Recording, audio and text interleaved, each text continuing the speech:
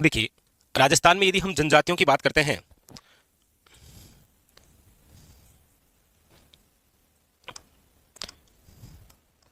तो सबसे पहली बात तो यह है आपके सामने कि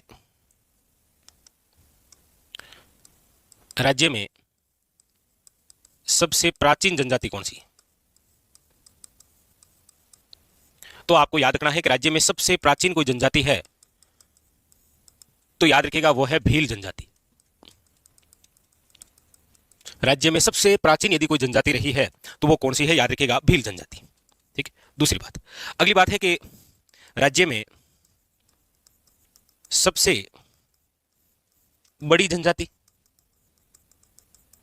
तो राज्य में जब सबसे बड़ी जनजाति की हम बात करते हैं तो फिर आ जाती है मीणा जनजाति। याद रखिएगा राजस्थान में जितनी भी जनजाति है उसका 47% है वो कौन है, मीणा। 47% कौन है, याद रखिएगा मीणा जनजाति है। ठीक है। इसमें भी आपको याद रखना है जैसे राज्य में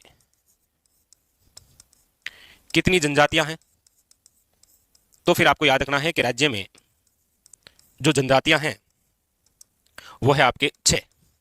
कौन कौन सी, देखो क्रम से लिख रहा हूं। सबसे ज्यादा है मीणा, नंबर 2 पर है आपके सामने भील जनजाति, नंबर 3 पर है ग्रासिया, नंबर 4 पर है शहरिया, नंबर 5 है आपके सामने कथोड़ी और नंबर 6 है डामोर। तो ये आपके सामने टोटल हमारे राजस्थान में कुल कितनी जनजातियां हैं, तो याद रखिएगा 6। अच्छा, अब देखिए यहां से थोड़े क्वेश्चन है जो कि मैं आपसे पूछना चाह रहा हूं। पहला क्वेश्चन तो है कि जो अभी पूछा गया था सीईटी के एग्जाम में, विश्व आदिवासी दिवस कब मनाया जाता है, विश्व आदिवासी दिवस कब मनाया जाता है। ये एक बहुत बड़ा और बड़ा अच्छा क्वेश्चन है, बताइए, वेरी वेरी इंपॉर्टेंट। ठीक है। और एक है आपके जनजाति क्षेत्रीय विकास विभाग का गठन कब हुआ है, यह भी क्वेश्चन पूछा जाता है। एक क्वेश्चन है आपके सामने जो पूछा जाता है वो है माडा का। ये माडा क्या है, तो याद रखिएगा वेरी वेरी इंपॉर्टेंट, परिवर्तित क्षेत्र विकास उपागम, इसका गठन कब हुआ, परिवर्तित क्षेत्र विकास उपागम। ये बताइए। ठीक है। ये तीनों ही बड़े इंपॉर्टेंट फैक्ट है। तो आदिवासी दिवस कब मनाया जाता है, तो आप सब जानते हैं सर ये मनाया जाता है 9 अगस्त को। आदिवासी दिवस कब मनाया जाता है, याद रखिएगा 9 अगस्त को। जनजातीय क्षेत्रीय विकास उपागम, इसका गठन कब हुआ है, तो याद रखिएगा 1975 1975 के अंदर, वेरी वेरी इंपॉर्टेंट। और माडा की हम बात करते हैं तो 1978 टू 79, याद रखिएगा, इंपॉर्टेंट बात। ठीक है, वेरी वेरी इंपॉर्टेंट, याद रखिएगा। ठीक है। अब देखिएगा अगली हम यहां और इंपॉर्टेंट बात करें तो क्वेश्चन आता क्या है, अभी आप देखेंगे बहुत सारे एग्जामों के अंदर पूछा जाता है कि राज्य की कुल जनसंख्या में, राज्य की कुल जनसंख्या में अनुसूचित जनजाति चित जनजाति कितनी है, तो याद रखिएगा 14 नहीं 13.48%, 13.48% है वो राज्य की कुल जनसंख्या में किसका भाग है, याद रखिएगा अनुसूचित जनजाति का। ये इंपॉर्टेंट है। ठीक है, काफी बार ये पूछा जाता है। अब देखिए क्वेश्चन तो ये भी पूछ लेता है कि राज्य में अनुसूचित जनजाति सर्वाधिक और न्यूनतम कहां है, सर्वाधिक और न्यूनतम। तो आपको याद रखना है इंपॉर्टेंट बात कि राज्य में अनुसूचित जनजाति सर्वाधिक पूछे तो याद रखिएगा 1 नंबर तो है आपके उदयपुर और 2 नंबर पे है याद रखिएगा बांसवाड़ा।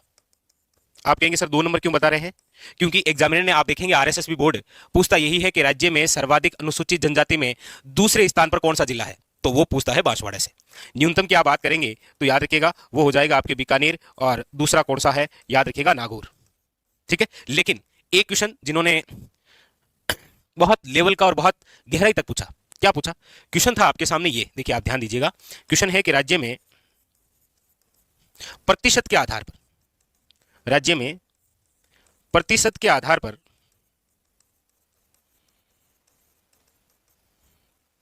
राज्य में प्रतिशत के आधार पर अनुसूचित जनजाति सर्वाधिक कहां है और न्यूनतम कहां है, यह पूछा। अब पूछ रहा है आपको किस आधार पर, प्रतिशत के आधार पर। देखिए राज्य में प्रतिशत के आधार पर अनुसूचित जनजाति सर्वाधिक कहां है और न्यूनतम कहां है। देखिए ये लाइन पूछी जा रही है।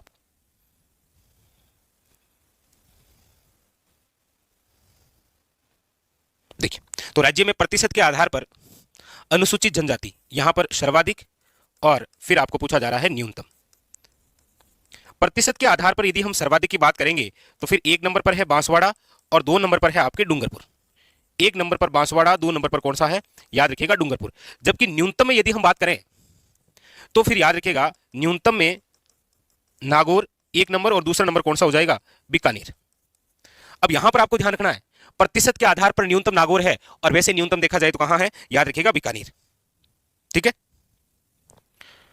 अब आप अभी के जो आरएसएस बोर्ड द्वारा एग्जाम लिए गए हैं उनके अंदर यदि क्वेश्चन देखेंगे तो यहां से क्वेश्चन आता है कि राज्य में प्रतिशत के आधार पर दूसरे नंबर पर न्यूनतम अनुसूचित जनजाति कहां पर है, तो बीकानेर में। ऐसे क्वेश्चन आते हैं, याद रखिएगा। ठीक है। तो राज्य में ये जो जनजातियों की हम चर्चा करते हैं तो राज्य में सबसे प्राचीन जनजाति आपको याद रखनी है भील जनजाति है। राज्य में सबसे बड़ी जनजाति है तो कौन सी है, मीणा जनजाति है। यानी कि जितनी भी जनजातियां हैं उनका 47% भाग है वो मीणा है। राज्य में कितनी जनजातियां हैं तो याद रखिएगा 6। कौन कौन सी है तो याद रखिएगा मीणा, भील, ग्रासिया, सहरिया, आपके कथोड़ी और याद रखिएगा डामोर। Very very important. ठीक है। और फिर इनसे अलग अलग विशेषता बातें, जैसे मीणाओं का मुखिया क्या कहलाता है तो पटेल, भीलों का मुखिया क्या कहलाता है तो फिर आपको याद रखना है गमेती। ठीक है। वो फिर अपने आप में और इंपॉर्टेंट हो जाते हैं जहां से क्वेश्चन, जैसे सहरिया जनजाति का मुखिया क्या हो गया, कोतवाल। जैसे ग्रासियाओं का क्या हो गया, सहलो। जैसे डामोर का क्या हो गया, मुखी। तो फिर उनकी और फिर इनकी अपनी अपनी कल्चर है, कल्चर से क्वेश्चन आ जाते हैं। ठीक है, याद रखना है। इधर से याद रखिएगा विश्व आदिवासी दिवस कब मनाते हैं तो 9 अगस्त को पूछा गया क्वेश्चन है। जनजाति क्षेत्रीय विकास विभाग यानी कि जनजातियों में उत्थान लाना और जितने भी सामाजिक या सरकार द्वारा जितनी भी योजनाएं हैं उनको जोड़ना है, इसलिए जनजाति क्षेत्रीय विकास उपागम 1975।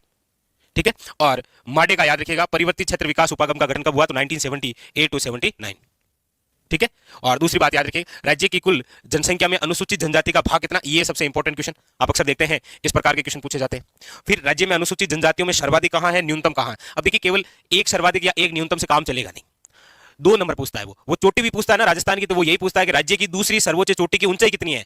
चोटी का नाम भी नहीं पूछा, वो केवल ऊंचाई पूछता है। तो धीरे धीरे पैटर्न के आधार पर क्वेश्चन पूछने के तरीके चेंज कर रहे हैं, तो आप भी थोड़ा पढ़ने का क्रम चेंज करिए। ठीक है।